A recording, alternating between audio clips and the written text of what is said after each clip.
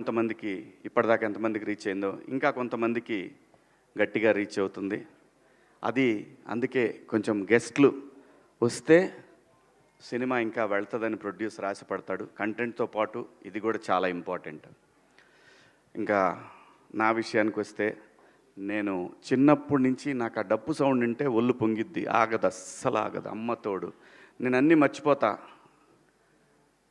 అసలు నేను ఆగలేను. చిన్నప్పుడు ఊర్లో మాకు సముద్రయ్య అని ఒక అతను ఊళ్ళో ఏది జరిగినా డప్పేయటానికి వచ్చేవాడు. తప్పెట అంటాం మేము, తప్పెట వేసుకొని వచ్చేవాడు, అన్నీ అనౌన్స్ చేసేవాడు. అతనితో పాటు వెనకాల పరిగెత్తుకుంటా డ్యాన్స్ వేసుకుంటూ వెళ్ళేవాళ్ళం. అది నరనరాల్లో జీర్ణించిపోయింది.